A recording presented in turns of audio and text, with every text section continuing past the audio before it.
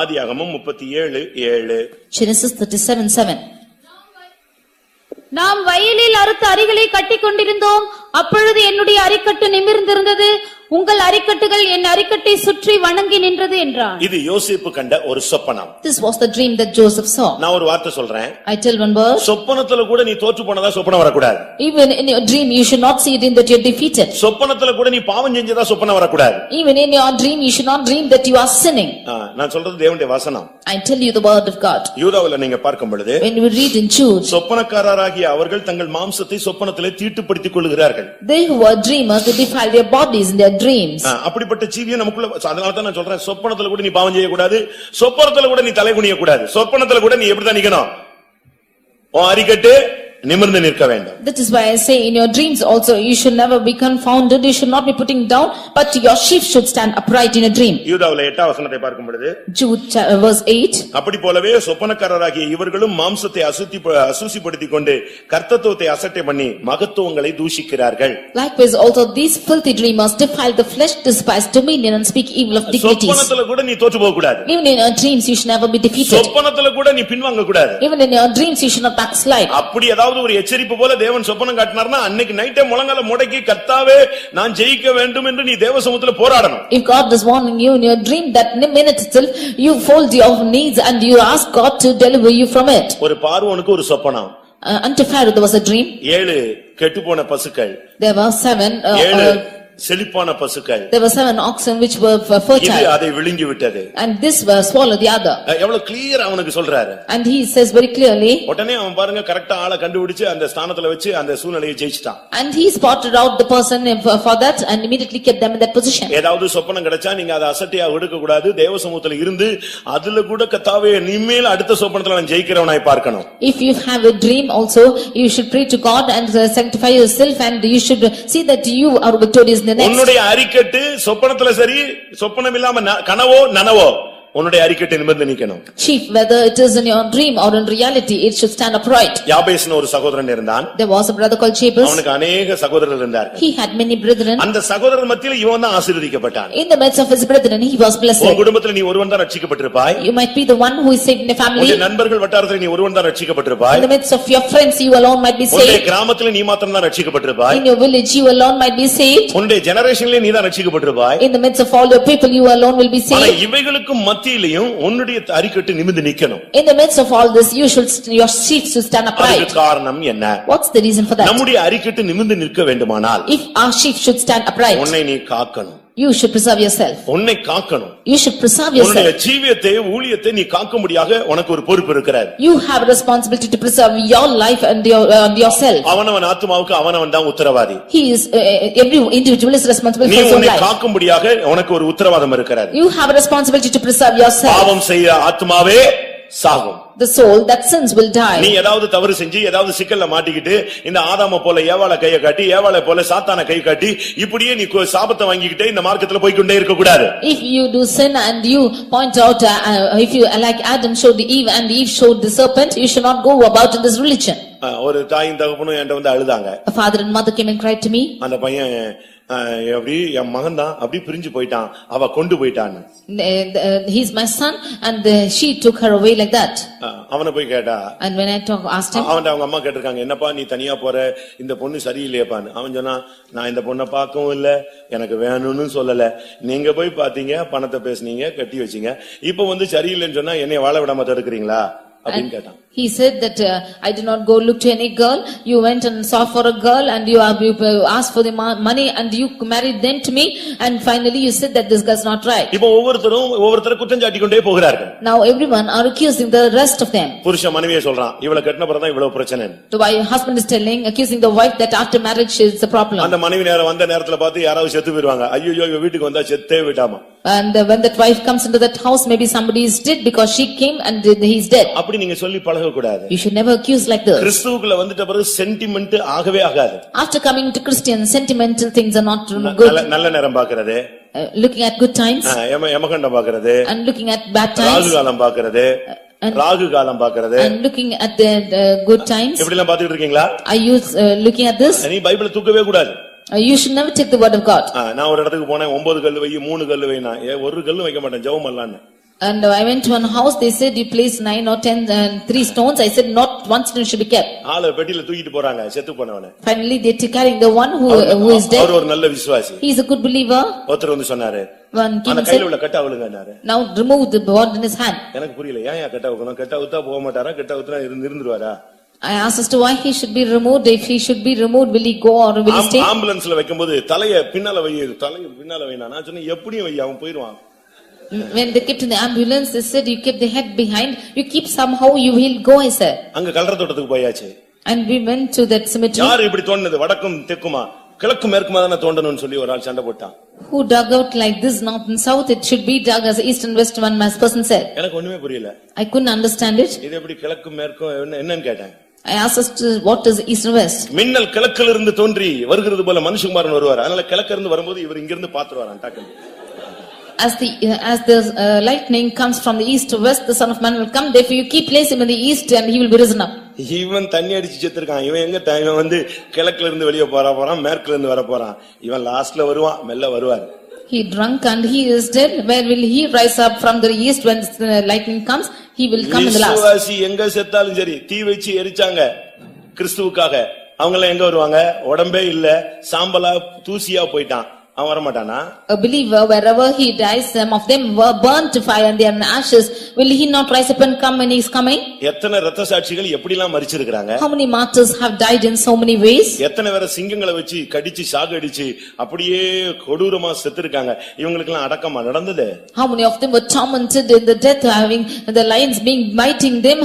Was there பெந்தேகோஸ்துல வந்துட்டு நீ sentiment பேசவே கூடாது. After coming to the Pentecostal, you should not speak sentimentals. எங்களுக்கு டைம் வந்து செவ்வாய்க்கிழமை தான் இருக்கு. அன்னைக்கு தான் கல்யாணம். ஒண்ணே நாங்க அடுத்த மாசம் கல்யாணம் வச்சுக்கலாம்னு நினைக்கிறோம். ஏன்னா எப்படியாவது புதன்கிழமை வந்துடணும், இல்லன்னா வெள்ளிக்கிழமை வந்துடணும். செவ்வாய்க்கிழமை மட்டும் என்ன செய்யக்கூடாது, வரவே கூடாது. On Tuesday we have time, but therefore we'll keep the marriage for the next month. It will come on Wednesday or Friday, not on Tuesday.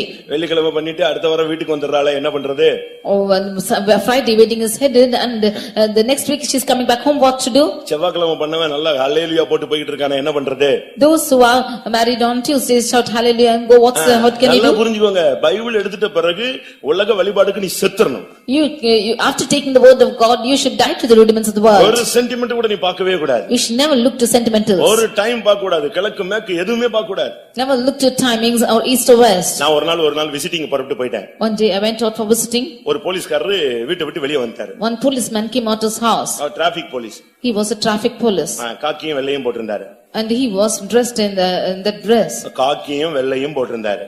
Khaki pant, white shirt. He was putting on that white shirt and that pants. நான் full white. I was in full white. நான் போன உடனே அப்படியே two wheeler திருப்பி வீட்டுக்குள்ள போயிட்டான். And when I went, he immediately turned back and went in two wheeler. நான் யோசிச்சேன், இவனும் ஒயிட் ஷர்ட் தான் போட்டிருக்கான், இவனை பார்த்து எத்தனை பேர் திரும்பி ஓடிட்டான்னு தெரியலையே. When I went, I thought he is also putting on white shirt. How many of them were turning back? நம்ம இந்த மார்க்கத்துல வந்துட்ட பிறகு நீ இந்த பழைய பாட்டை பாடினாலே உனக்குள்ள உன்னை காக்குற ஜீவியம் இல்ல. If you sing the old songs after coming into this religion, there's no experience of preserving yourself. உன்னை காக்கணும். You should preserve. உலக வழிபாடுகளை நீ சுத்தமா செத்துறணும். You should die to the rudiments of the world. உலகத்துல போய் அம்மா செத்துட்டாங்க, அப்பா செத்துட்டாங்கன்னு மொட்டை அடிச்சிட்டு அதை பண்ணிட்டு கிருபையை நஷ்டப்படுத்தி வாழ்க்கையை நாசம் பண்ணிட கூடாது. பைபிளை தூக்கிட்டியா, இதுல ஸ்டாண்ட் பண்ணு. Saying that your father உன்னுடைய அறிக்கட்டு கர்த்தர் நிமிர்ந்து நிக்க வைப்பார்.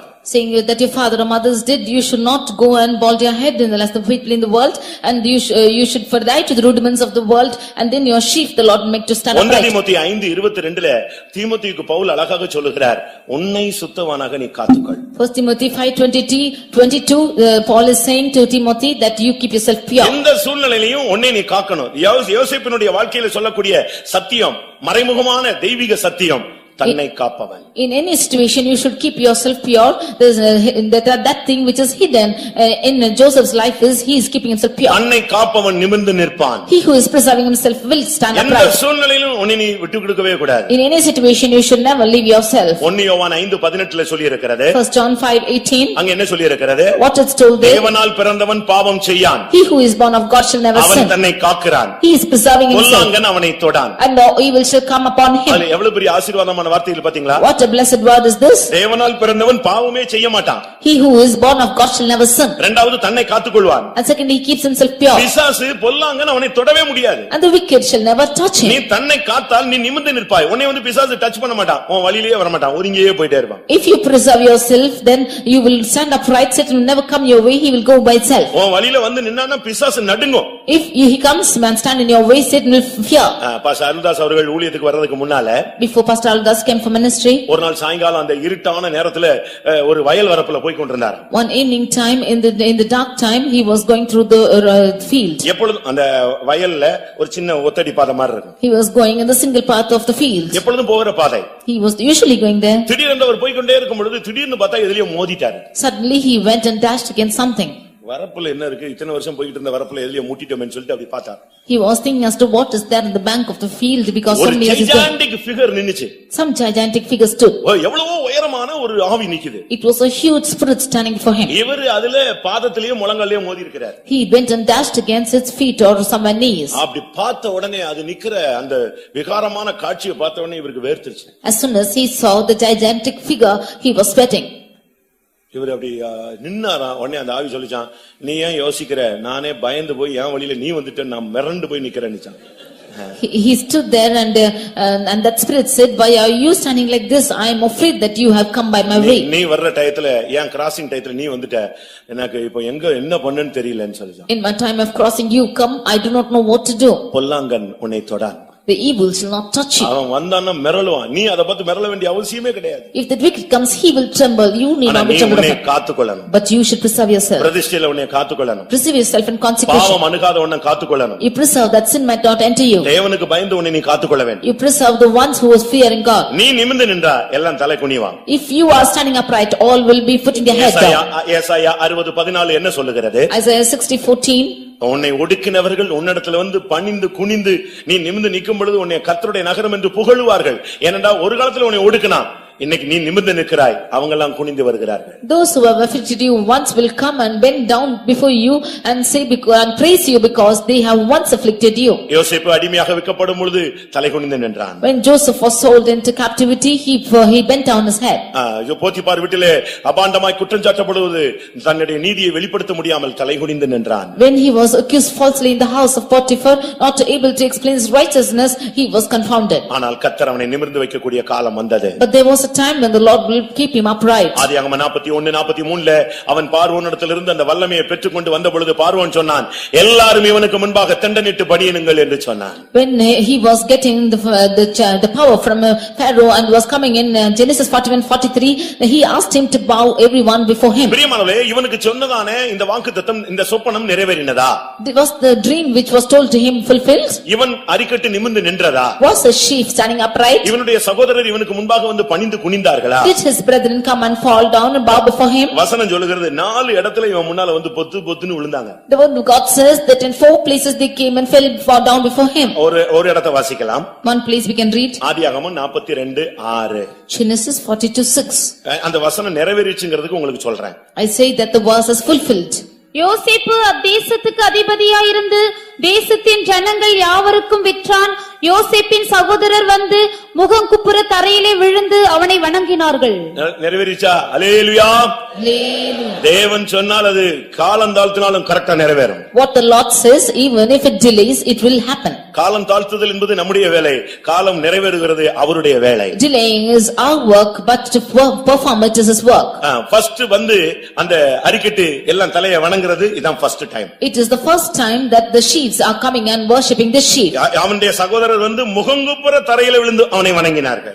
His brethren came and bowed their faces to the earth and worshipped him. ஆதியாகமம் 43:26 பார்க்கும் பொழுது Genesis 43:26. தரை மட்டும் குனிந்து அவனை இரண்டாவது வணங்கினார்கள். They bowed down to the earth and worshipped him twice. அதே 43 ஆதியாகமம் 43:28 பார்க்கும் பொழுது In Genesis 43:28, மறுபடியும் தலை குனிந்து வணங்கினார்கள். they again bowed down and made obeisance. அடுத்து ஆதியாகமம் 44:14 பார்க்கும் பொழுது Nextly Genesis 44:14, அவனுக்கு முன்பாக மறுபடியும் தரையிலே விழுந்தார்கள். they again fell on the ground before him. வாக்குத்தத்தம் எத்தனை ட்ரிப் நிறைவேறிச்சு பாத்தீங்களா? How many trip was this from promise fulfilled? ஒரு ட்ரிப் கிடைச்ச சொப்பனம் 4 trip நிறைவேறிச்சு. One trip he got the dream and it was fulfilled 4 times. ஆண்டவர் ஒன்னு குறித்து ஒரு பிளான் வச்சிருக்கிறார். There is a plan concerning you by God. தலையை நிமித்தணும்னு பிளான் பண்ணிட்டாரு. மன்னார்புரம் திசையன்விலை இல்லாவிட்டால் சாத்தான்குளம் விசுவாசிகளை தலைநிமிர வைக்கணும்னு தேவன் பிளான் பண்ணிட்டாரு. It's the plan of God to lift up the heads of the people of Mannarpuram, Thisenvala and Sathankulam. யாருமே தடுத்து நிறுத்த முடியாது. Nobody can hinder them. அந்த வாக்குத்தத்தம் சரியான நேரத்துல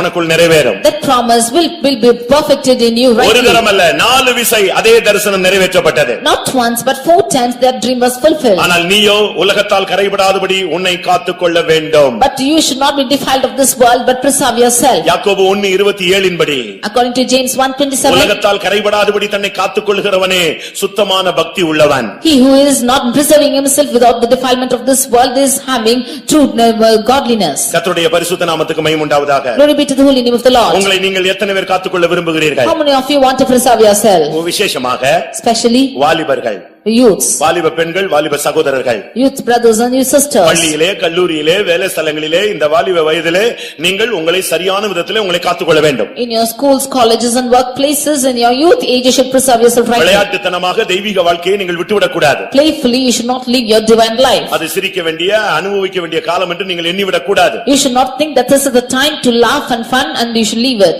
17 வயதிலிருந்து தான் யோசேப்பின் வாழ்க்கையிலே கர்த்தர் தனியாக இடைபட ஆரம்பித்தார். It was in 17 years that the Lord started to intervene alone with Joseph. ஆனாலும் அவன் தன்னை காத்துக்கொண்டான். But yet he preserved himself. யாரையும் நம்ம குறை சொல்லவே முடியாது. We cannot blame anything in ஏனென்றால் நமக்கு ஆழமான சத்தியங்களும் உபதேசங்களும் தேவனுடைய வல்லமையும் கிருபையும் நமக்கு அளிக்கப்பட்டிருக்கிறது. Because the deep doctrines and truth and grace and gifts are given to us. அடுத்து நிமிர்ந்து நிற்ப வைக்கக்கூடிய சக்தி எது? Nextly, what is the power which is making you to stand ஒன்று upright? அபிஷேகம் உன்னை நிமிர்ந்து நிற்க வைக்கிறது. Firstly, anointing is making you to stand upright. நீதிமான்களுடைய வாழ்க்கை உன்னை நிமிர்ந்து நிற்க வைக்கிறது. The life of a righteous is making you to stand upright. மூன்றாவது நீ உன்னை காக்கும் பொழுது நீ நிமிர்ந்து நிற்பாய். Thirdly, when you preserve yourselves you will stand upright. எசேக்கியேலுடைய புத்தகத்திலே நான் பார்க்கும் பொழுது Reading in the book of Ezekiel, முதலாம் அதிகாரத்திலே chapter 1, 7ஆம் வசனத்திலே verse 7. ஒரு விசை வாசிக்கலாம். அவைகளுடைய கால்கள் நிமிர்ந்த கால்களாயிருந்தன. அவைகளுடைய கால்கள் அப்படினா எவைகளுடைய கால்கள்? Their feet were stand straight. 5ஆம் வசனத்திலே அது நடுவில் இருந்து 4 ஜீவன்கள் தோன்றின. There were 4 living creatures from out of them. இந்த 4 ஜீவன்களுடைய கால்கள் நிமிர்ந்து இருந்தன.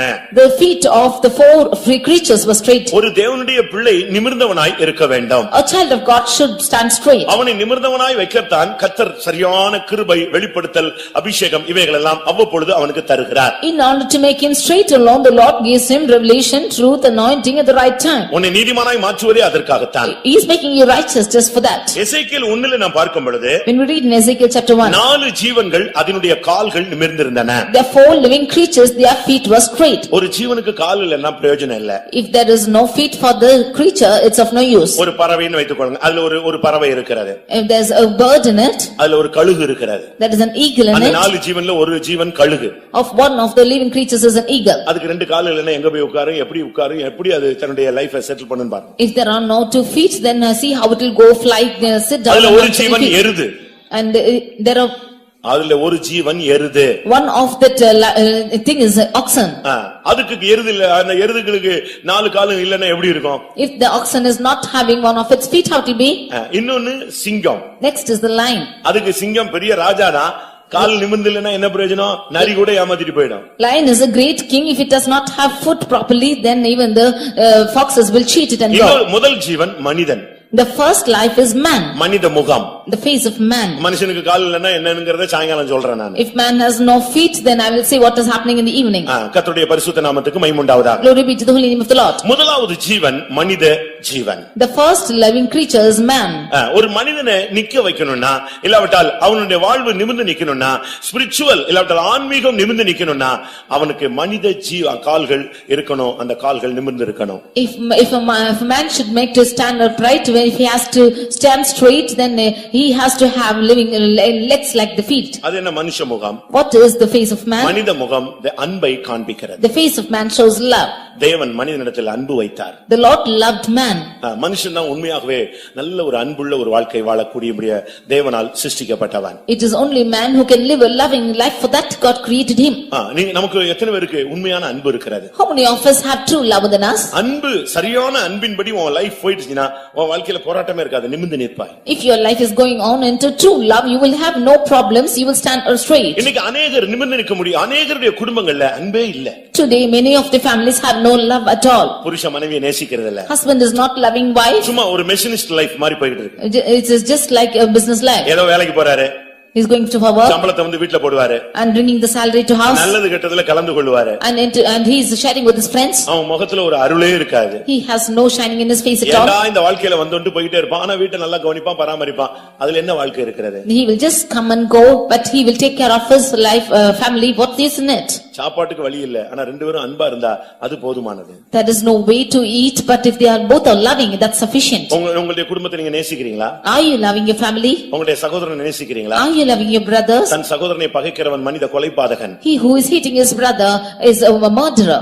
ஒருவன் வெளியே ஒளியில் இருக்கிறேன் என்று சொல்லியும் அவன் தன் சகோதரனை பகைத்தால் அவன் இருளில் கிடக்கிறான். If one says that he is in light yet hates his brother, he is still in darkness. ஒருவேளை நீங்க அந்நிய பாஷையை பயங்கரமா பேசலாம், You might speak mightily in tongues, ஆவியில நிரம்பலாம், get filled in the spirit, ஆனா அன்பு இல்லாவிட்டா நீ ஓசை எடுக்கிற வெண்கலம் சொல்லிருக்கு. but without love you are like the cymbals which makes சத்தம் noise. எடுக்கிற வெண்கலம், ஓசை எடுக்கிற கைத்தாளம். You are like the cymbals of brass which is just sounding empty. நீ சும்மா இங்க போட்டு கை தட்டிட்டு வீட்டுல போய் சண்டை போட்டினா அன்பு இல்ல. If you clap out here and go home and fight, no love.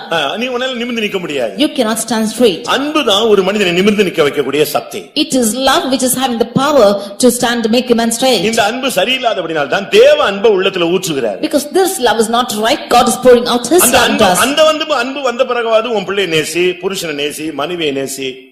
At least after this love comes into you, you will start loving your husband, your wife, your children. கிறிஸ்து சபையை நேசிக்கிறார். Christ loved the church. அந்த மனுஷன் எவ்வளவோ தவறு செய்றான். That man made so many errors. ஆனாலும் அவனை விடுறதில்ல. But he is not leaving him. அவனை தாங்கிக் கொண்டே வருகிறார். He is still enduring him. வேதம் சொல்லுகிறது ஆரம்பத்துல வைத்த அன்பு போல முடிவு வரைக்கும் அவர் அன்பு வைக்கிறாராம். As the word of God says, as he had loved in the beginning, he loved them to the end. அப்படி எத்தனை குடும்பத்துல அப்படி உண்மையான அன்பு இருக்கிறது? How many of their families have such love? அன்பு இல்லன்னா அவன் தேவனை பார்க்கவே முடியாது. If you have no love, he cannot see God. அன்பில்லாதவன் தேவன் இல்லாதவன். He has no love, does not have God. அதுக்காக அன்பை எப்படி டெய்லி கொஞ்சி காட்டிட்டு இருக்க முடியுமான்னு ஒரு சிலர் கேட்பாங்க. For that some of them will say, to show out our love, can we always keep நீ pleasing புருஷனா others? இருந்தா மனைவியா இருந்தா அந்த ஸ்தானத்துல இரு, அது போதும்.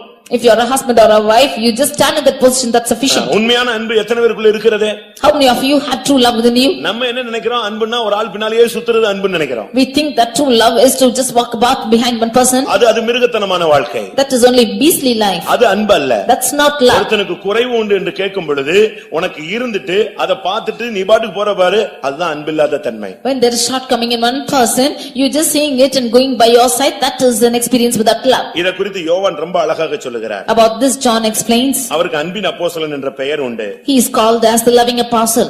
ஒன்னு யோவான்ல நான் பார்க்கும் பொழுது We read about it in 1 John 3ஆம் அதிகாரத்திலே chapter 3 17ஆம் வசனத்திலே verse 17. ஒருவன் இவ்வுலக ஆஸ்தி உடையவனாய் இருந்தும் And one having the world's goods, தன் சகோதரனுக்கு குறைச்சல் உண்டு என்று கண்டு seeing that his brother has a need, தன் இருதயத்தை அவனுக்கு அடைத்துக் கொண்டால் and if he shuts up his bowels of அவனுக்குள் compassion, தேவ அன்பு நிலை கொண்டு இருப்பது எப்படி? how can the love of God dwell in him? இதுல இருந்து என்ன விளங்கிக் கொள்றோம்? What do we understand from this? சகோதரனுக்கு குறைச்சல் உண்டுன்னா வந்துருவானா ஸ்தோத்திரம்னு கதவு பூட்டி வைக்க கூடாது. If there is any need for your brother, you should not lock your head saying praise the Lord. சகோதரனுடைய குறையை நிவர்த்தி செய்யறதுதான் உண்மையான அன்பு. Going and fulfilling the need of your brethren is true love. இல்லாதவனுக்கு கொடுப்பதுதான் அன்பு. The giving to the Father is true love. நமக்குள்ள எத்தனை பேருக்குள்ள அந்த அன்பு இருக்கிறது?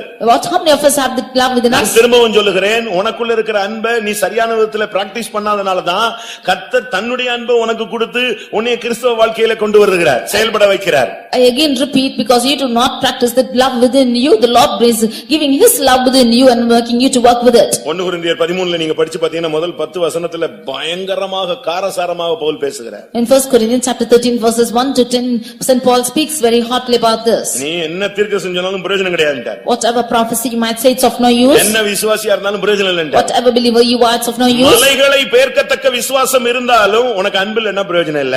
Although you have faith to shake the mountains, without love you is enough no use. சத்தம் போட்டு அந்நிய பாஷை பேசிட்டு வீட்டுல போய் நீ எதிர்த்து நின்னு போராடிட்டீனா அந்த அபிஷேகத்துல பிரயோஜனம் இல்ல. If you shout and speak in tongues and go back home and resist, then without anointing there's no use. ஒன்னு கொரிந்தியர் 13:3 பார்க்கும் பொழுது உனக்கு உண்டான யாவற்றையும் நீ அன்னதானம் பண்ணினாலும் சரீரத்தை சுட்டெரிக்க ஒப்பு கொடுத்தாலும் அன்பில்லாவிட்டால் பிரயோஜனம் இல்லை.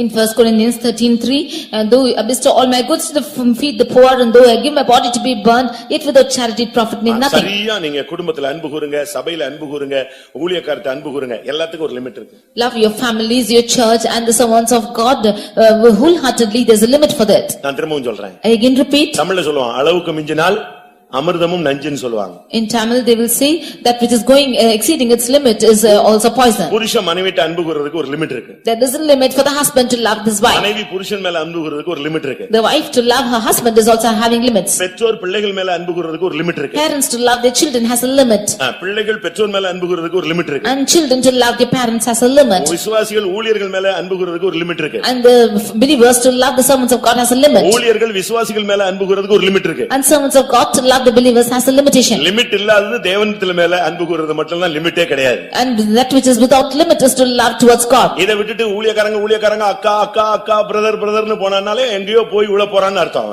ஃபைனல் ஸ்டேஜ் வண்டி சறுக்குதுன்னு அர்த்தம். Leaving this, if you say that you are loving the brother or the sister and say go behind them, then that vehicle is slipping. அதே மாதிரி ஊழியக்காரங்களை நேசிக்காம, சபையை நேசிக்காம, கிறிஸ்துவை நேசிக்காம ஏதாவது ஒரு விசுவாசி பின்னாலேயே வால் பிடிச்சிட்டே போயிட்டான்னு அர்த்தம். Similarly, the servants of God not loving the believers or the church and go behind one believer, then he is gone. அதே போல ஒரு மனைவி புருஷன் சொல்லிட்டு 10 நிமிஷத்துக்கு ஒரு போன், 7 நிமிஷத்துக்கு ஒரு போன், எங்க இருக்கீங்கன்னா கொஞ்ச நாள்ல பிச்சிட்டு போயிடுவான்னு அர்த்தம். The wife also saying that she is loving her husband for 10 minutes or 7 minutes, she is calling and asking where you are, then immediately we can understand that she நான் சொல்றது சரின்னு சொல்றவங்க மட்டும் அல்லேலூயா சொல்லுங்க. எல்லாரும் அனுபவத்துல பாத்துருக்கீங்க. You would have seen in your experience. எங்கேயும் limit தாண்டும் போது என் பிள்ளை உடனே பைபிள்ல சொல்லிருக்கு, நீ அதிகமா நேசிக்கிறதை ஒரே அடியில் உன்னிடத்துல இருந்து எடுத்துக்கொள்வேன். எடுத்துட்ட பிறகு அப்படியே உட்கார்ந்திருப்பாங்க சித்தப்பரம பிடிச்ச மாதிரி. When you cross the limit, the word of God says that whom you love more, then I will take them out of you, then you will be so mad. தன் தகப்பனையாவது தன் மனைவியாவது தன்னுடைய பிள்ளைகளையாவது என்னிலும் அதிகமாக நேசிக்கிறவன் எனக்கு பாத்திரன் அல்ல. He who loves the father, mother, wife or children or husband is more than me, is not worthy of me. அப்படி 5 நிமிஷத்துக்கு அது தமிழ்ல வச்சிருக்கான் ஒரு பேரு, அன்பு தொல்லையா. That is why in Tamil they say that it's the worries of love. அது ஸ்டார்டிங்ல ரொம்ப இன்ட்ரெஸ்டா இருக்கும். In the beginning it will be very interesting. அது போக போக கடைசில பெரிய குழப்பத்தை உண்டு பண்ணிடும். But as days goes by it will start to confusion. ஒரு சகோதரனை நானு மதுரை போகும்போது கூட்டி போயிருந்தேன். I had called a brother to Madurai when I was going. அவன் என்னுடைய விசுவாசி தான். He was a believer. அன்னைக்கு எனக்கு டிரைவர் இல்லனால நீ வர்றேன்னா அவன் கார் எடுத்து வந்தான், என் கூட தான் வந்தான். Because we had no driver, I called him and he came along with me. என் கூட தான் வந்திருக்கான். சென்டர் ஃபெய்த்தம் போயிருக்கோம். இப்ப திரும்பி ரெண்டு பேரும் எங்க ஃபெய்த்தமுக்கு போறோம். We had gone to the Center Faith home and he came along with me. We are going back by our way. என் கூட தான் வந்திருக்கான்னு அந்த சகோதரிக்கு நல்லா தெரியும். That sister knows truly that she's come with me. ஆனாலும் அந்த ஆவி இருக்க விடல. But that spirit did not allow her to stay. Phone பண்ணி எங்க வந்துட்டு இருக்கீங்க? Calling, she's asking where you're coming. திருப்பி 10 நிமிஷம் கழிச்சு எங்க வந்துட்டு இருக்கீங்க? After 10 minutes again she's calling as to where you're coming. Pastor கூட இருக்காரா? Is pastor with you? Doubt. Having a doubt. Pastor கூட இருக்காரா? Is pastor with you? அப்ப ஏன் டக்குன்னு போன் ஆஃப் பண்றீங்க? அவர் சத்தம் கேட்கட்டும். அதாவது கூட இருக்கிற ஆள் சத்தம் கேட்கணுமா? Then why are you switching off your phone? Let the sound of the one who is with you be heard. ஒரு நாள் one day இவன் எங்கேயோ ஒரு கடையில போய் நின்னுட்டான். He was standing in some shop. இவ போன் பண்ணி எங்க இருக்கீங்கன்னு. She called out and asked where you are. இவன் ஆன் பண்ணி நான் இங்க ஒரு கடையில நிக்கிறேன். He said I am there in the shop. அங்க ஒரு குழந்தை ஓன்னு அழுதுருச்சு. One child was screaming out there. குழந்தை சத்தம் கேக்குதே. The shout scream of the child is heard. அவ்வளவுதான் சனியை பிடிச்சிருச்சு, அந்த குடும்பத்துக்கு பிசாசு பிடிச்சிருச்சு. From that day devil caught in that house. இப்ப நான் சொல்லட்டுமா உண்மையை சொல்றேன், இப்ப டைவர்ஸ்ல இருக்காங்க. Now truly they are in divorce. இப்ப அவர் 4000 ரூபாய் கொடுக்கறாரு, பிள்ளைகளுக்கு ஃபீஸ் கட்டறாரு, பிள்ளைகளை மட்டும் பாத்துக்குவாரு. இந்த அம்மா 4000 ரூபாய் வாங்கிட்டு வாடகை கட்டிட்டு உட்கார்ந்திருக்கு. ஏன்னா ஒரு காலத்துல என்னது அன்பு எக்ஸ்ட்ரீமா போய் எக்ஸ்ட்ரீமா பிச்சிட்டு வந்துருச்சு. Now he is only paying 4,000 and the fees for the children, when now that woman is sitting like that because there once upon a time that love went to the extreme and it's now caught. அன்புனா கரெக்ட்டா இருக்கணும். The love should be exactly correct. கிறிஸ்துவை காட்டிலும் வேற எதையும் நீ நேசிக்கவே கூடாது. More than Christ you should not love anything else. எது மீறினாலும் எது தாண்டினாலும் உனக்கு லிமிட் தாண்டிருச்சா முடிஞ்சு போச்சு. When anything is exceeding any its limits, it's அந்த over. ஜீவன்களின் கால்கள் நிமிர்ந்திருந்தன, காரணம் அது அன்பில நின்று கொண்டிருந்த மனித சாயல்ல இருந்தது. The feet of the living creatures was straight because it had the face of man. மனித சாயல்னா தேவனுடைய சாயல், தன்னுடைய ரூபத்தின்படி அவனை உண்டாக்கினார். Image of man is the image of God because he created him in his image. ஒரு சிலர்லாம் நீங்க யாரை நேசிக்கிறீங்கன்னு இப்ப நிதானிச்சுக்கணும். Some of them you should discern as to how you are loving people. இரண்டாவது ஜீவன் சிங்கமுகம். Secondly, the face is the face of lion. சிங்கமுகம் எதை காண்பிக்குதுன்னா தைரியத்தை காண்பிக்கிறது. The face of lion shows boldness. இதுக்குள்ள வந்துட்ட பிறகு நீ கோழையாகவே இருக்க கூடாது. After coming into this, you should not be a coward. இது கோழையை வீரனாக்குகிற ஒரு மார்க்கம். This is the religion which is making the cowards to be brave. சத்தியத்துல விசுவாசத்துல இந்த உபதேசத்துல நீ கிறிஸ்துவின் அன்பில தைரியமா நிக்கணும். In the religion, in the faith, in the love of Christ, you should boldly stand. என்னை போன்றவன் ஓடி போவானோ? Should such a person as I flee? மிகுந்த பலனுக்கு ஏதுவான உங்கள் தைரியத்தை விட்டு விடாதீர்கள். You should not leave the boldness which you have towards the goal. எபிரேயர் 10:35 இந்த வார்த்தை சொல்லிருக்கு, மிகுந்த பலனுக்கு ஏதுவான உங்கள் தைரியத்தை நீங்க விட்டுறாதீங்க, ஏன்னா அதுதான் உங்களுக்கு பெரிய reward. In Hebrews 10:35 it is said, do not leave the boldness which you have towards your great reward. இந்த சிங்கம் வந்து எதுக்குமே பின்னடையாது. This lion will not go behind for anything. நீதிமொழிகள் 30:30 பார்க்கும் பொழுது Proverbs 30:30 எதற்கும் பின்னடையாததான சிங்கம், the lion which is not backsliding for anything. நின்னு போராடும், முடியலனா அங்கேயே அடிபட்டு சாகும். It will stand and strive, if it's not possible it will get hit and die. ஆனா பின்னால மட்டும் அடி எடுத்து வைக்கவே வைக்காது. But it will never step behind for anything. இன்னொரு ட்ரிப் சான்ஸ் கிடைச்சா அடிக்கலாம்லாம் யோசிக்கவே யோசிக்காது. இன்னைக்கு தான் ஜெயிக்கணும், இன்னைக்கு ஜெயிக்கலையா சாகுறதுக்கு ரெடின்னு சொல்லும். It will never think that it will have an attempt the next time. I should overcome today, if I don't overcome let me die today. வினோதமாய் அடி எடுத்து வைக்கிறவைகளை குறித்து அந்த சிங்கத்தை பத்தி சொல்லி இருக்கிறார். About the lion it is said that it is keeping his feet in a strange way. அது ஒருபோதும் பின்னால கால் வைக்கவே வைக்காது. It will never step behind in any time. அதுக்கு பின்னோக்கி பார்க்கிற சிந்தையே கிடையாது. It has not had the thought to turn behind. வினோதமாய் அடி எடுத்து வைக்கிறவைகள் 3 உண்டு, வினோத நடை உள்ளவைகள் 4 உண்டு, அதிலே மிருகங்களில் சௌரியமானதும் ஒன்றுக்கும் பின்னடையாதுமான சிங்கம். There are 3 things which go well, ye 4 are comely in going, a lion which is strongest among beasts. வியாதியோ பிசாசோ போராட்டமோ பிரச்சனையோ உடனே ஓடி போயிரணும், தற்கொலை பண்ணிரணும், இனிமே எதுக்கு வாழ்க்கை அப்படிலாம் யோசிக்க கூடாது. என்ன வந்தாலும் சரி, நான் இதுலயே நின்னு சாகுறேன். Whether it is Satan or sickness or weakness, whatever might come, you should not say that you should go on suicide, but you should stand forward with it. அந்திரேயா இயேசுவினுடைய சீஷன். Andrews was the disciple of Jesus. அந்திரேயனா என்ன அர்த்தம் தெரியுமா? What is the meaning of Andrews? தைரியசாலின்னு அர்த்தம். Bold person. அவனுக்கு முதல்ல இருந்த தைரியம் என்ன தெரியுமா? What was the boldness within him? இயேசு அதுக்கு முன்ன அவன் முதலாவது யோவான் சானனுடைய சீஷனாக இருந்தான். He was first the disciple of John the Baptist. அவனுக்கு முதல்ல இருந்த தைரியத்தை சொல்றேன். Here say about the boldness which he had. முதல்ல அவனுக்கு இருந்த தைரியம் என்னன்னா, முதலாவது அவன் யோவான் சானனுக்கு சீஷன். Firstly, he was the disciple of John the Baptist. யோவான் எழுதின சுவிசேஷம் 1ஆம் அதிகாரத்திலே இவன் யோவானோடு நின்று கொண்டிருந்த பொழுது, when he in John Gospel first chapter, when he was standing along with John, இயேசு அப்பொழுது வந்து விட்டார். Jesus came. உடனே இந்த யோவான் சானகன் சொன்னா, இதோ உலகத்தின் பாவங்களை சுமந்து இருக்கிற தேவாட்டுக்குட்டின்னு சொல்லிட்டான். Immediately John the Baptist said, behold the lamb that taketh away the sin of the world. இந்த வார்த்தையை கேட்ட உடனே அப்படியே அந்திரேயா அவனுக்கு இயேசுக்கு பின்னால புறப்பட்டான். When he heard this word, Andrews immediately set out after Jesus.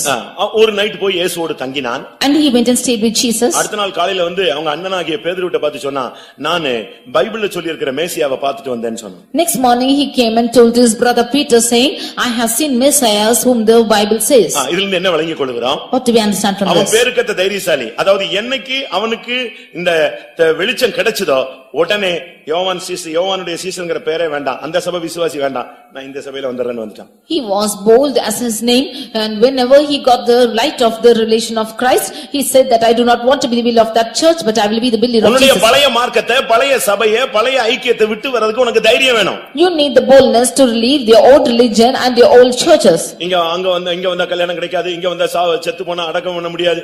நிச்சயமா அடக்கம் பண்ணுவோம். After I come here, I will not get any facility, I will not be buried if I die. எங்கேயாவது அடக்கம் பண்ணாம வைக்க முடியுமா? 2 நாள் வச்சா அவ்வளவுதான், கவர்மெண்டே வந்துருவான். Sure, you should be buried when you are dying, they cannot be without buried. உனக்கு சபை சத்தியத்தின் நிமித்தம் நீ இருக்கிற சபை விட்டு வெளியே வர்றதுக்கு ஃபர்ஸ்ட் தைரியம் வேணும். நீ இருக்கிற குடும்பத்தை விட்டு வெளியே வர வேணும். நீ இருக்கிற பாரம்பரியத்தை விட்டு வெளியே வர்றதுக்கு உனக்கு முதல்ல தைரியம் வேணும். You need the boldness to come out of the church you are in firstly, and from the families you are in, and from the society you are in. அந்திரேயா வெளியே வந்தான். Andrews came out. அடுத்து Nextly, இயேசு சொல்றாரு, அவனுக்கு அழைப்பு கொடுக்கிறார். Jesus gave him a calling. வா, உன்னை நான் மனுஷனை பிடிக்கிறவனாய் மாற்றுகிறேன். Come, I shall make you fishers of men. அந்த அழைப்பு கிடைச்ச உடனே அழைப்புக்கு கீழ்ப்படிஞ்சு வர்றதுக்கு அவனுக்கு தைரியம் இருந்தது. And he had the boldness to obey that calling and coming. இப்ப நம்ம பிள்ளைகள் எல்லாம் கூப்பிட்டா நான் வரல.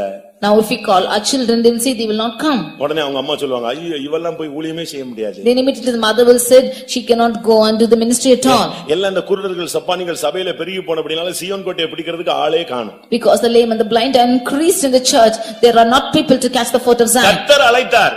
The Lord அப்படியே தகப்பனையும் வலையையும் படவையும் விட்டு அப்படியே புறப்பட்டு போனா அவனுக்கு அந்த தைரியம் இருந்துச்சு. When the Lord had called him, he left the nets, the parents and all the boat and he went following God. என்னை அழைத்தவர் உண்மையுள்ளவர், என்னை கடைசி வரைக்கும் கொண்டு போய் சேர்ப்பார், என்னால முடியாட்டாலும் அவர் செய்து முடிப்பார்னு விசுவாசிக்கணும். அந்த தைரியம் முதலாவது உனக்கு வேணும். You should have the boldness to say that the Lord who has called me is the one who is faithful, he will lead me till the end. உனக்கு ஒரு சிங்க முகம் தேவை. You need the face of lion. நீ அப்பொழுது நிமிர்ந்து நிற்பாய். Then you will stand upright. அந்த நாலு ஜீவன்களும் கால்கள் நிமிர்ந்து நின்றன. The four creatures' feet stood upright. கர்த்தருடைய அன்பில நில்லு. Firstly, stand in the love. தைரியமா நில்லு. You stand boldly. அடுத்ததாக எருது முகம். Nextly, the face of an ox. இது பாடுகளின் ஜீவியத்தை காண்பிக்கிறது. This shows the life of suffering. இல்லாவிட்டால் உழைக்கும் தன்மையை காண்பிக்கிறது. This shows the tendency of laboring. ஆவிக்குரிய ஜீவியத்திலே பாடுபடுகிற ஜீவியம் உலக பிரகாரமாக உழைக்கும் தன்மை.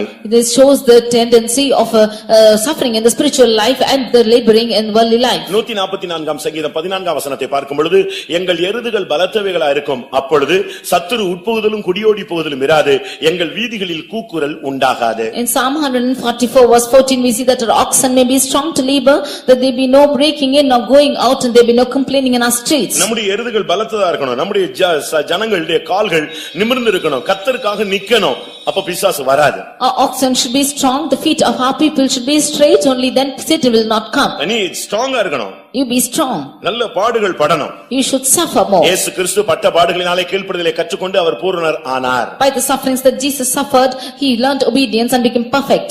நீ நல்ல பாடுபட்டினா பாவங்களை விட்டு ஓய்ந்திருப்பாய். If you suffer more, then you will be refraining from sins. அப்படிதான் வேதம் சொல்லுகிறது. That's the word of God say.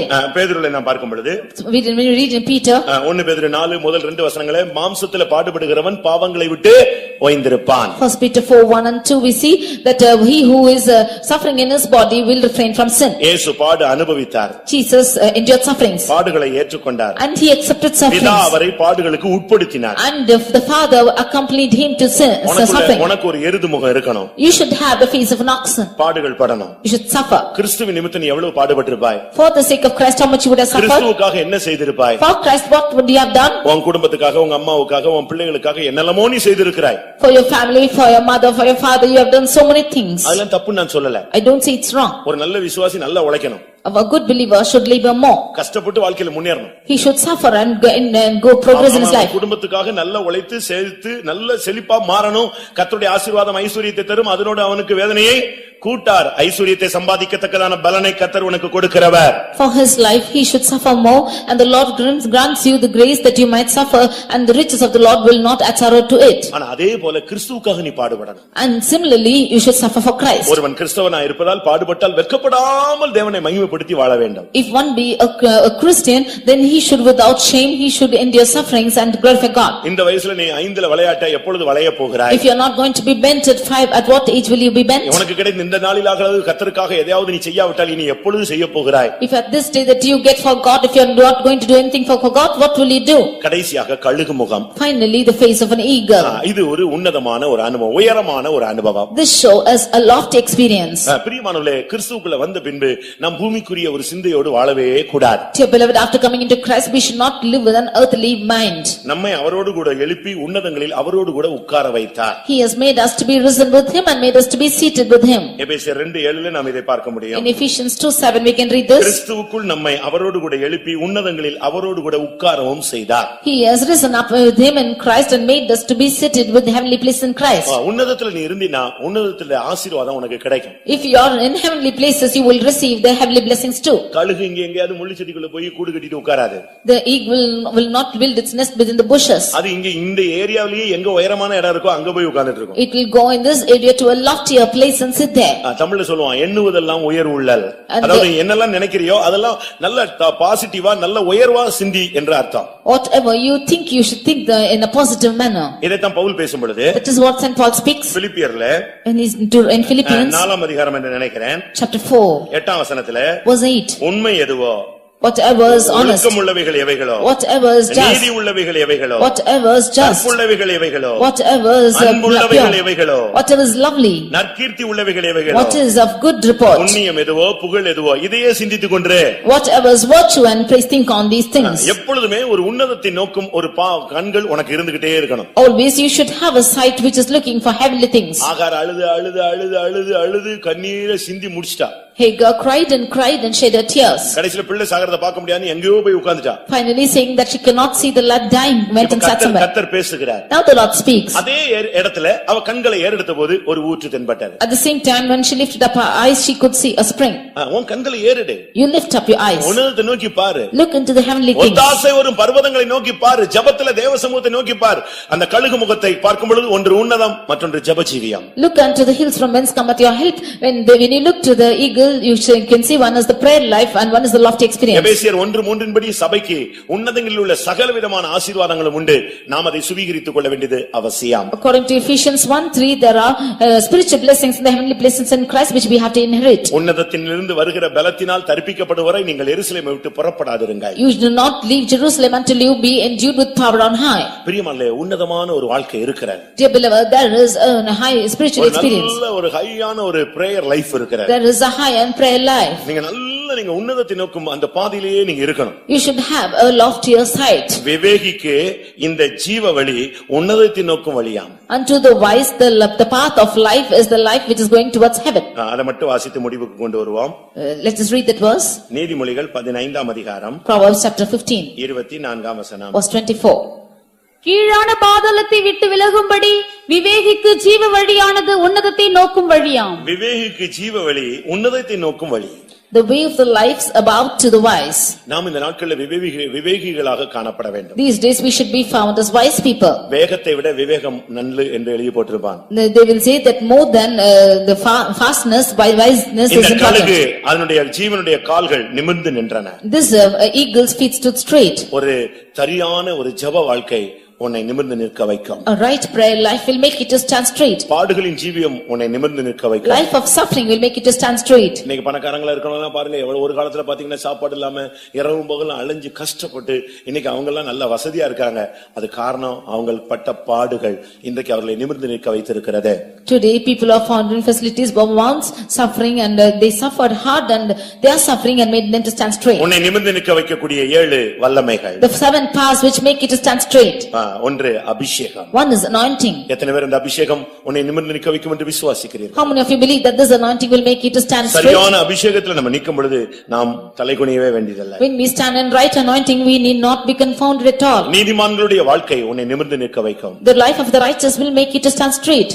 உன்னை காத்துக்கொண்டால் நீ நிமிர்ந்து நிற்பாய். If you preserve yourself you shall stand straight. அன்பு பாராட்டினால் நீ நிமிர்ந்து நிற்பாய். If you show love then you shall stand straight. தைரியமா இருந்தால் நீ நிமிர்ந்து நிற்பாய். If you stand with boldness you shall stand நீ straight. பாடுபட்டு உழைத்து நின்று பார், நீ நிமிர்ந்து நிற்பாய். If you suffer and stand straight you can stand straight. உன்னதமான ஆசீர்வாதங்களை எதிர்நோக்கி உன்னுடைய ஜெப ஜீவியத்தை நீ கட்டி எழுப்பு, நீ நிமிர்ந்து நிற்பாய். Looking forward for heavenly blessings you build up your prayer life you shall stand straight. எத்தனை பேர் நிமிர்ந்து நிற்க ஆசைப்படுகிறீர்கள்? How many of you desire to stand straight? இதுக்குள்ள வந்த பின்பு எங்கேயாவது போய் விழுந்து கொண்டு நீங்கள் தலைகுனிந்து நீங்கள் வாழக்கூடாது. After coming into this religion you should not be confounded, you should not be falling down anywhere. கிறிஸ்தவ மார்க்கம் நிமிர்ந்து நிற்கிற மார்க்கம். The Christian religion is a religion which makes you to stand straight. ஆயிரக்கணக்கான வருடங்கள் தலைகுனிந்த மனித சமுதாயத்தை நிமிர்ந்து நிற்க வைக்கும்படியாக இயேசு வந்தார். The humankind which was bent down for thousands of years in order to make them straight Jesus came down. இன்றைக்கு அவர் போன பின்பு ஆவியானவர் எதற்காக வந்திருக்கிறார்?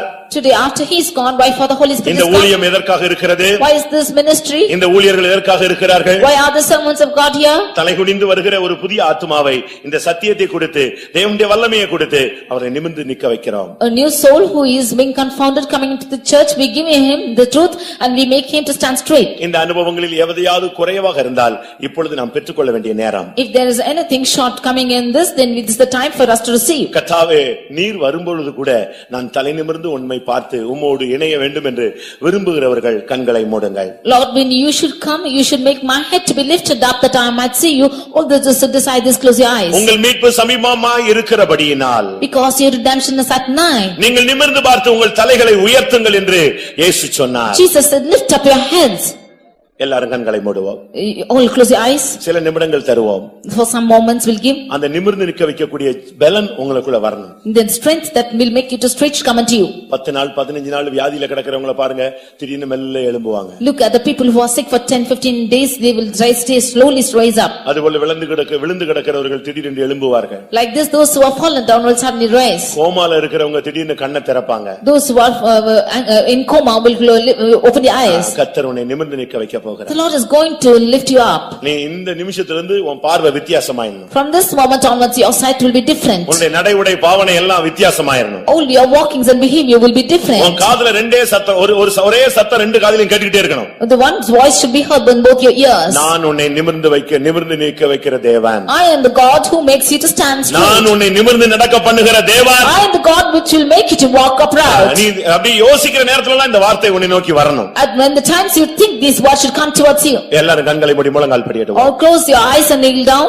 முழங்கால் போட முடிஞ்சவங்க எல்லாம் சேர்ல இருந்தீங்கன்னா அந்த வராண்டால வந்து கொஞ்ச நேரம் முழங்கால் போடுங்க. All of you, those who can stand on knees, those who are on chairs also can stand on knees in the veranda. கர்த்தாவே, என் வாழ்க்கையில நான் பல சூழ்நிலைகளிலே மற்றவங்க மத்தியில யாருக்கும் தெரியாது, ஆனா தலை குனிஞ்சது உமக்கும் தெரியும், எனக்கும் தெரியும், சாத்தானுக்கும் தெரியும். Lord, in many situations when nobody knows, you and I and Satan knows that I have bowed down my head before. சில இடங்கள்ல நான் தலை நிமிர்ந்து இருக்கிறேன். In some places I have been standing straight. சில இடங்கள்ல நான் தலை குனிஞ்சு போயிட்டேன். But some places I have bowed down. சில இடங்களிலே நான் நிமிர்ந்து நின்றுக்கிறேன். In some places I have stood straight. கர்த்தர் எனக்கு உதவி செய்திருக்கிறேன். The Lord has helped me. ஆனா இனிமேல் நான் என் வாழ்க்கை முடிகிற வரைக்கும் தலை நிமிர்ந்தே நான் இருக்க வேண்டும். But hereafter until the end of my life I should stand straight. அவர்களோ முறிந்து விழுந்தார்கள், அதை பத்தி கவலைப்படாத, நாங்களோ நிமிர்ந்து நிற்கிறோம் என்று சொல்லுங்கள். They are fallen down, don't be worried of them, but say that we are risen and stand upright. ஆகானுக்கு முன்பாக மொர்தெகாய் தலை குனிவான் சொல்லி எவ்வளவோ ட்ரை பண்ணான். Before Haman, Mordecai, he was trying that Mordecai should be confounded. அதுக்கு என்னென்னமோ முயற்சி பண்ணான். He tried so many limits for that. ஒரு ட்ரிப்பாவது நான் வரும்போது அவன் எழுந்து நிக்கணும். But at least once he should rise and stand when I should come in. ஆமான் வர்றான்னா எல்லாரும் டக்கு எழும்பி நிப்பாங்க. When Haman will say, all of them will rise up immediately. இவனும் எழுந்து நிப்பான்னு ஒரு ட்ரிப்பாவது அவனை எழுப்பி நிப்பாட்டி தூக்கியாத வச்சிரணும்னு ட்ரை பண்ணான். He thought at least once he should make him to stand upright. எப்படி இருக்கும் பாருங்க. You just think and see. அவங்க யார் வந்தாலும் எழும்ப மாட்டேன்டா. But he refused to stand up whoever comes. அவனை வணங்கவும் இல்லை, நமஸ்கரிக்கவும் இல்லை. He did not fall down before him nor worship him. ராஜா சொல்லிட்டான், ஆமான் வந்தா எல்லாரும் எழும்பணும், விஷ் பண்ணணும், அவனுக்கு வணங்கணும்னு சொல்றான். The king said that when Haman comes, you should all worship and bow down before him. நான் மனுஷனுக்கு தலை வணங்க மாட்டேன். But he said, I will not bow down before him. அப்படி தலை வணங்காட்ட உன்னை கொன்றுவேன்னு சொல்லி அவன் எவ்வளவு முயற்சி எடுத்தான். And he said that if he does not bow down before him, he will kill him. நடந்தது என்ன? But what happened? தேவன் மொர்தெகாயை தலை குனிய வைத்தாரா? Did the Lord confound the head of Mordecai? வைத்தாரா? வைக்கவே முடியாது. He could not leave him. தேவன் உன்னை நிமிர்ந்து நிக்க வச்சிட்டாருன்னா யாரும் உன்னை தலை குனிய வைக்க முடியாது. If the Lord would make you to stand upright, nobody can make you to put your head down. இந்த பிரசங்கம் யாருக்கு சரியா புரியும் தெரியுமா? Unto whom will this message rightly apply? தலை குனிஞ்சு வாழ்க்கையில கஷ்டப்பட்டவங்களுக்கு தான் இதனுடைய உண்மையான தன்மை தெரியும். Only to those who are confounded, putting their heads down and suffering their life, this will apply. நிழலோட அருமை எங்க தான் தெரியும்?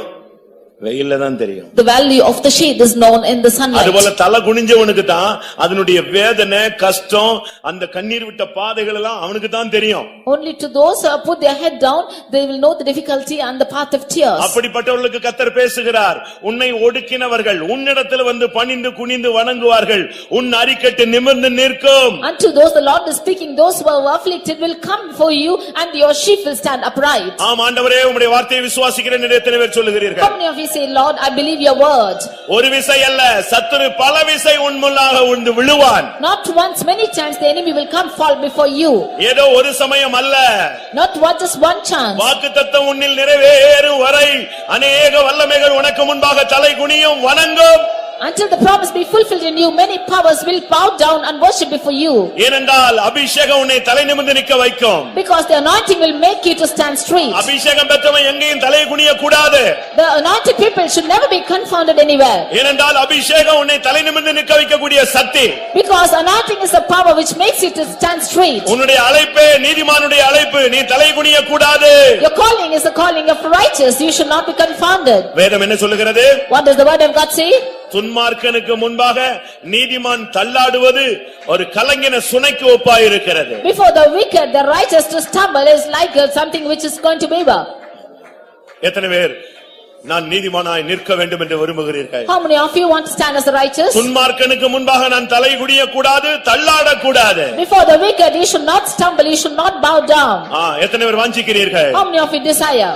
உன்னுடைய அரிக்கட்டை கர்த்தரே நிமிர்ந்து நிற்க வைக்க போகிறார். The Lord is going to make your sheep stand upright. ஒன்னு தெரியுமா?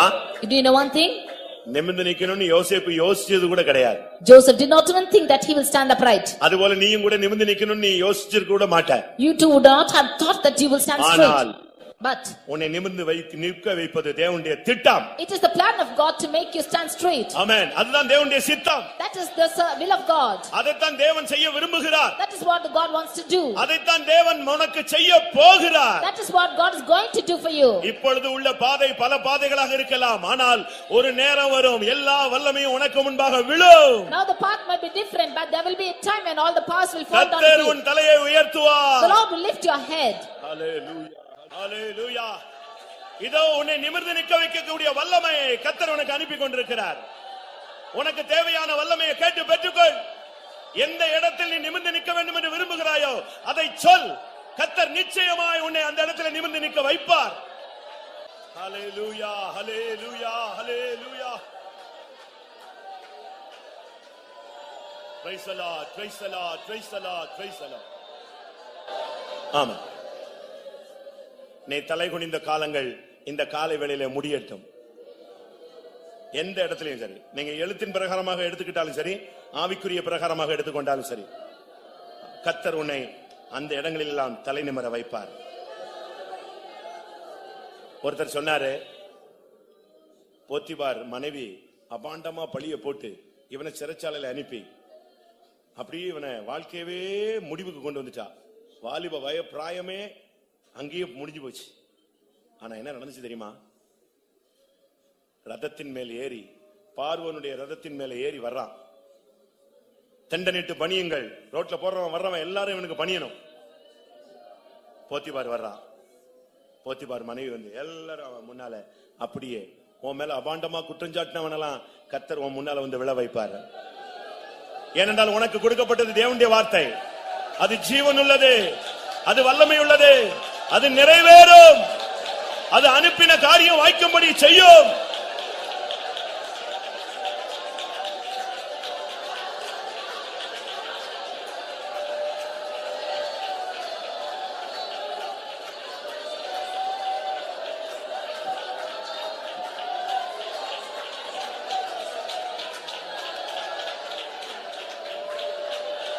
Hallelujah. Hallelujah. ஆம். கில்கால்ல கிடந்த கல்லெல்லாம் எடுத்து கர்த்தர் யோர்தான்ல நடுவுல நிப்பாட்டினார். அந்த கல்லை ஏன் நட்டினார்னா, கரை புரண்டு ஓடினாலும் இந்த ஜனங்கள் கடந்ததுக்கு அடையாளமாக அந்த கற்கள் நட்டப்பட்டது.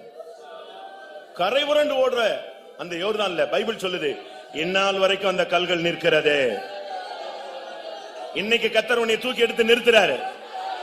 என்ன வெள்ளம் வந்தாலும், என்ன புயல் வந்தாலும், யார் முயற்சி எடுத்தாலும் நீ நிமிர்ந்து நிற்பாய். அல்லேலூயா.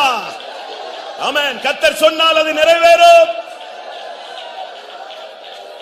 வானமும் பூமியும் ஒளிந்து போனாலும் தேவனுடைய வார்த்தையின் ஒரு உறுப்பு கூட ஒளிந்து போவதில்லை. சிதாபாலகா சிதாபாகா ராபாகா சிதாபாகா. அல்லேலூயா. ஆமென். ஒரு 2 நிமிஷம் எல்லாரும் முழங்கால் போட்டு இந்த பிரசங்கத்தின் மூலமாக தேவனுடைய வார்த்தையின் மூலமாக உனக்கு கிடைத்த இந்த வாக்குத்தத்தத்தை பெற்றுக்கொள்ளக்கூடிய சக்தியை பெற்றுக்கொண்டு நீ திரும்பி செல். ஹல்லேலூயா. 2 நிமிஷம். ஆமென். கர்த்தாவே என்னை நிமிர்ந்து நிற்க வைப்பேன்னு சொல்லி நீர் மணிக்கணக்காக சொல்லிக் கொண்டிருக்கிறீர். இது என் காதுல தொனித்துக் கொண்டே இருக்க வேண்டும். எங்க போனாலும் நான் நிமிர்ந்து நிற்கணும். உமக்காக, உம்முடைய நாமத்துக்காக, உம்முடைய வல்லமையினால், உம்முடைய பலத்தினால், உம்முடைய அபிஷேகத்தினால்.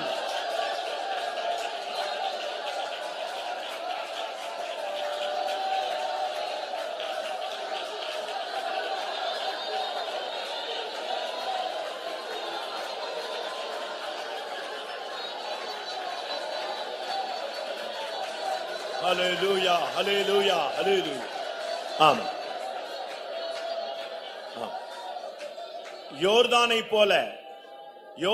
போல துன்பம் எதிர்த்தாலும் யோசுவாவின் தேவன் நம்மோடு இருப்பதால் யோர்தானின் கற்கள் நின்றது போல் நிற்போம் இளைப்பாரி தைரியமாய். எல்லாரும் ஒருமித்து பாட போறோம். பாட்டு தெரியாதவங்களுக்கு தான் இந்த வார்த்தையை சொல்லிட்டு இருக்கிறேன். யோர்தானை போல துன்பம் எதிர்த்தாலும் யோசுவாவின் தேவன் நம்மோடு இருப்பதால் யோர்தானின் கற்கள் நின்றது போல் நிற்போம் இளைப்பாரி தைரியமாய். எத்தனை பேர் எங்களோடு அப்படி நிற்க போகிறோம் என்று வாஞ்சித்து சொல்லுகிறீர்கள்? யோர்தானை போல துன்பம் எதிர்த்தாலும் யோசுவாவின் தேவன் நம்மோடு இருப்பதால்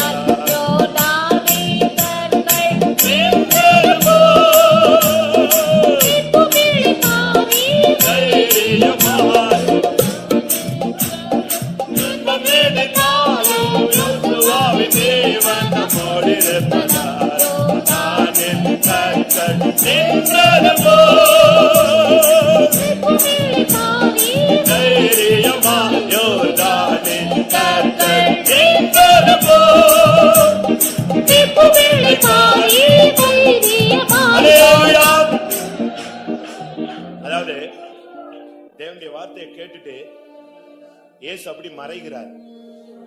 எம்மாவூருக்கு போன சீசர்கள் மத்தியில் இருந்த இயேசு அப்படியே தன்னை மறைச்சார். உடனே ஒருத்தன் சொல்றான், ஐயோ இவர் கர்த்தர், இவர் பேசும் பொழுதே நம்முடைய இருதயம் கொழுந்து விட்டு எரிஞ்சிருச்சேன்னு சொன்னான். அதுபோல இந்த வார்த்தையை கேட்கும் போது, கர்த்தாவே நான் தலை குனிஞ்ச காலங்கள் முடியட்டும் கர்த்தாவே, இனி தலை நிமிர்ற காலங்கள் தான் எனக்கு வேணும். வாஞ்சித்து நீ கேட்கணும். என்ன வந்தாலும் நான் தலை நிமிர்ந்து நிற்பேன். என்னை நிற்க வைக்கக்கூடிய சக்தி உமக்கு உண்டு. ஹல்லேலூயா, ஹல்லேலூயா. யோர்தானை போல துன்பம் எதிர்த்தாலும் யோசுவாவின் தேவன் நம்மோடு இருப்பதால் யோர்தானின் கற்கள் நின்றது போல் நிற்போம் இளைப்பாரி தைரியமாய். யோர்தானை போல துன்பம் எதிர்த்தாலும் யோசுவாவின் தேவன் நம்மோடு இருப்பதால் யோர்தானின் கற்கள் நின்றது போல் நிற்போம் இளைப்பாரி தைரியமாய். யோர்தானின் கற்கள் நின்றது போல் நிற்போம் இளைப்பாரி தைரியமாய். யோர்தானின் கற்கள் நின்றது போல் நிற்போம் இளைப்பாரி தைரியமாய். யோர்தானின் கற்கள் நின்றது போல் நிற்போம் இளைப்பாரி தைரியமாய். யோர்தானின் கற்கள் நின்றது போல் நிற்போம் இளைப்பாரி தைரியமாய். யோர்தானின் கற்கள் நின்றது போல் நிற்போம் இளைப்பாரி தைரியமாய்.